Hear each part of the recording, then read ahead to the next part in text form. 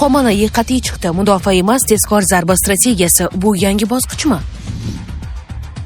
O'zbekistonga ta'sir kuchaydi. Global inqiroz ichki narxlarga bosim qilmoqda.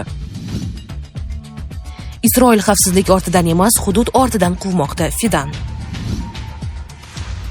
Eng yaxshi bobo. Tramp noodatiy video e'lon qildi.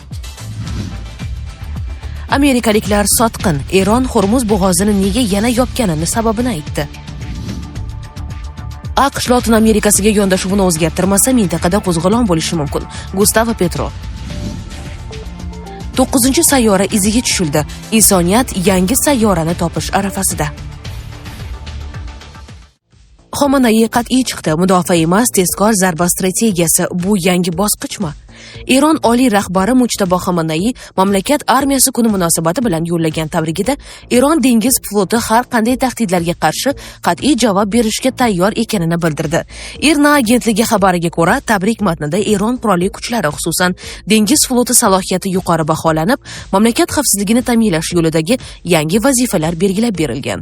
Xomeiniy o'z murojaatida Eron armiyasining mudofaa qudratini yanada mustahkamlash, zamonaviy texnologiyalar va harbiy imkoniyatlarni kengaytirish zarurligini ta'kidlagan. Bayonotda shuningdek dron va dengiz kuchlarining har qanday dushmanona harakatlarga qarshi tezkor javob qaytarishga tayyor ekani ham qayd etilgan. O'zbekistonga ta'sir kuchaydi. Global inqiroz ichki narxlarga bosim qilmoqda. Muhammad Bag'ir G'olibov AQShning asl maqsadi neft bo'lganini ochiq aytdi. Uning fikricha, G'arb Eronni venesuelalashtirish, ya'ni iqtisodiy jihatdan zaiflashtirib, neftini nazoratga olishni rejalagan, biroq bu rejalar muvaffaqiyatsiz tugagan. Bu bayonot mojaroning markazida energetika resurslari turganini yana bir bor tasdiqlaydi. Yana Ismoil Baqoiy Eronning pozitsiyasini yanada keskinroq ifodaladi. Unga ko'ra, Eron Hormuz bo'g'ozining qo'riqchisi hisoblanadi va u yerda harakat faqat Tehron belgilagan qoidalar asosida amalga oshiriladi. U ommaviy axborot vositalarini qarshi tomon narrativlariga berilmaslikka chaqirdi. Bu esa Eron o'zini mintaqadagi asosiy nazoratchi sifatida ko'rayotganini anglatadi. Geosiyosiy fonda esa yangi front ochilmoqda. Sergey Lavrov Markaziy Osiyoda G'arb ta'sirining kuchayishi mintaqada raqobatni keskinlashtirayotganini ta'kidladi. Uning fikricha, bu jarayon mintaqani katta davlatlar o'rtasidagi siyosiy kurash maydoniga yo'naltirmoqda.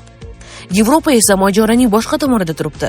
Emmanuel Macron Livanda halok bo'lgan fransuz harbiysi uchun javobgarlikni Hizbulloh zimmasiga yukladi. Unga ko'ra, UNIFIL kuchlariga qilingan hujum natijasida bir askar halok bo'lgan, yana 3 nafari yaralangan. Bu esa Yevropa davlatlarining ham mojaroga tobora chuqurroq tortilayotganini ko'rsatadi. Boshqa tomondan global janub davlatlari butunlay boshqa ohangda chiqmoqda. Lula da Silva Kubaga qo'yilgan blokadani keskin tanqid qilib, uni darhol to'xtatishga chaqirdi. U shuningdek, dunyo qurollanishga trillionlab mablag' sarflab, oddiy odamlar och qolayotganini ta'kid qildi. Bu bayonot global siyosatda ikki xil yondashuv, kuch va ijtimoiy adolat o'rtasidagi ziddiyatni ko'rsatadi. Eng muhim jihatlardan biri mojaroning bevosita ta'siri boshqa hududlarga ham yetib bormoqda. Timur Ishmetov yaqin sharqdagi vaziyat O'zbekistonga ham bilvosita ta'sir qilayotganini aytdi. Unga ko'ra, transport narxlarining oshishi oziq-ovqat narxlariga bosim qilmasligi uchun hukumat subsidiya choralarini joriy qilgan. Bu esa global inqirozlar hatto uzoq hududlardagi iqtisodiyotlarga ham ta'sir ko'rsatayotganini anglatadi. Isroil xavfsizlik ortidan emas, hudud ortidan quvmoqda. Fidan. Turkiya tashqi ishlar vaziri Xoqon Fidan Isroilning harakatlari xavfsizlik uchun emas, balki hudud uchun qilinayotganini aytdi. Fidan bugungi davrda diplomatiya har qachongidan ham muhim va unga ehtiyoj yanada ortayotganini ta'kidlagan. Shuningdek, u vaziyatni yanada murakkablashtirayotgan jihat sifatida Isroil Yevropa va AQShdan juda katta qo'llab-quvvatlov olayotganini aytgan. Mintaqa davlatlari esa yangi uyg'onish davrining boshida turibdi. Ular Isroil mintaqaviy tahdid ekanini anglab yetmoqda. Yevropa ittifoqi esa institutsional tarzda birlashib, o'z kuchidan foydalanib, Isroil faoliyatini cheklash borasida qat'iy pozitsiya namoyish etmayapti, deydi u. Bundan tashqari Fidan AQShni tanqid ostiga olgan. Ma'ruzasida u Ikkinchi jahon urushidan keyin AQSh yangi dunyo tartibining yetakchisiga aylanganini, ammo keyingi davrda bu yangi tizimning yaratuvchisi o'zi yaratgan tizimga mos kelmay qolganini ta'kidlab o'tgan. Eng yaxshi bobo, Tramp noodatiy video e'lon qildi. AQSh prezidenti Donald Tramp o'zining Truth Social ijtimoiy tarmog'ida oilaviy arxiv va ommaviy chiqishlar kadrlaridan yig'ilgan 2 daqiqalik videoni joylashtirdi. Ushbu lavhalarda Oq uy rahbarining nabiralari bilan qanday vaqt o'tkazishi tasvirlangan. Xususan, videoda Trampning nabirasi bilan to'p o'ynayotgani, boshqa bir nabirasining pianino chalishini kuzatib turganini ko'rish mumkin. Bundan tashqari, prezidentning nabirasi uni quvonch bilan kutib olayotgan kadrlar ham ko'rsatilgan. Videoda shuningdek kichik Donald Trampning qizi Kay Trampning nutqidan parcha keltirilgan. Unda Kay bobosi doimo uning maktabdagi muvaffaqiyatlari bilan qiziqib kelganini so'zlab beradi. Video 9000 tadan ortiq repost qilingan. Donald Tramp ba'zi reaksiyalar bilan o'zi ham bo'lishgan. Masalan, u o'z lentasida bitta sharhni qayta joylashtirgan, ya'ni repost qilgan. Nafaqat prezident, Tramp eng yaxshi bobo deyiladi unda. Business Insider nashrining xabar berishicha, 2026 yil 6 aprel holatiga ko'ra Donald Tramp 11 nafar nabiraning bobosi hisoblanadi.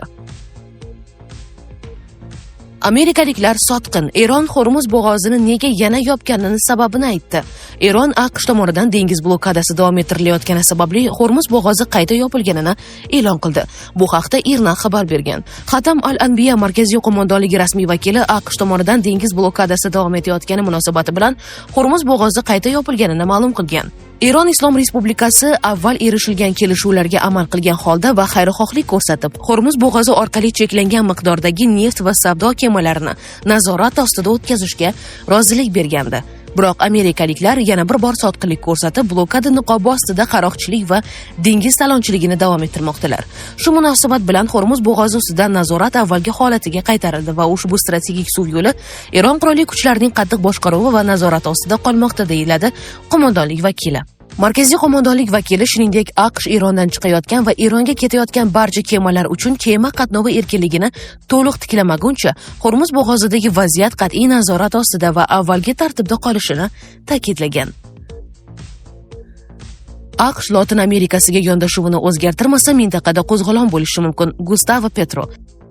Kolumbiya prezidenti Gustavo Petro Qo'shma Shtatlar Lotin Amerikasi mamlakatlariga nisbatan siyosatini o'zgartirmasa, mintaqada keskin norozilik harakatlari yuzaga kelishi mumkinligini ma'lum qildi.